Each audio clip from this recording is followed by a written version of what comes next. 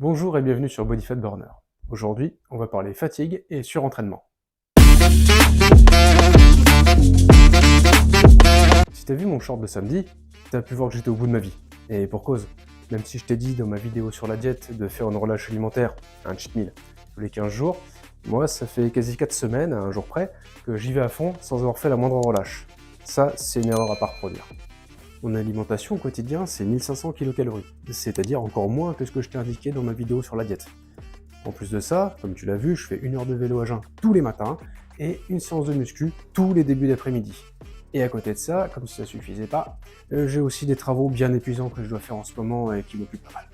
Samedi, je commence à devenir un mort-vivant, donc j'ai pris mon premier jour de repos pour la muscu parce que vraiment, j'étais plus capable. J'ai mis en stand-by mes travaux pour le week-end, et là je suis vraiment arrivé au bout de mes forces. Donc j'ai quand même pédalé 1 heure le matin. J'ai appliqué ma diète comme d'habitude, et hier dimanche, j'ai pris mon premier jour de repos vélo. Il était temps, et je vous cache pas que ça fait plaisir un matin de se lever sans avoir à pédaler.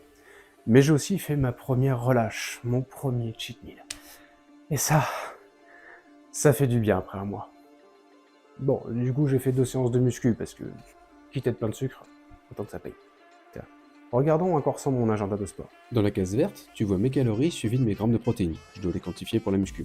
En jaune, tu vois le vélo, et en bleu, la muscu. Donc avec tout ça, on va pas se mentir, ça faisait plusieurs jours que je tenais à peine debout et qu'il y avait des symptômes qui trompaient pas.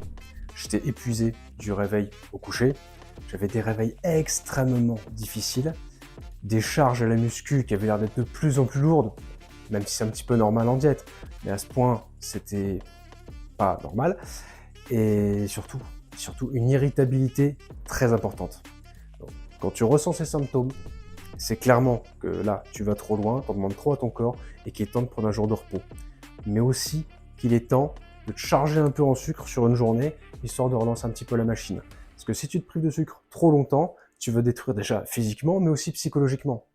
Ton cerveau, il supportera pas sur la durée une trop grosse privation de sucre. Tu vas littéralement péter les plombs. À côté de ça, tu vas augmenter ton risque de blessure, tout particulièrement si tu fais de la muscu.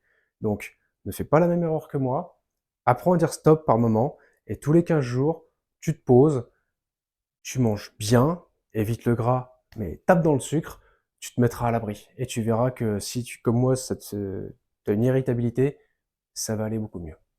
La semaine prochaine, je vais faire un avant-après sur un mois pour voir où j'en suis de ma transformation. J'avais secrètement l'ambition de perdre au moins 5 kilos. Je pense que ce sera pas un problème, là ça a déjà pas mal avancé. Mais tu verras ça en images. Et on passera à la redoutable épreuve de la balance. Donc, abonne-toi, mets un like et fais tourner. À la semaine prochaine.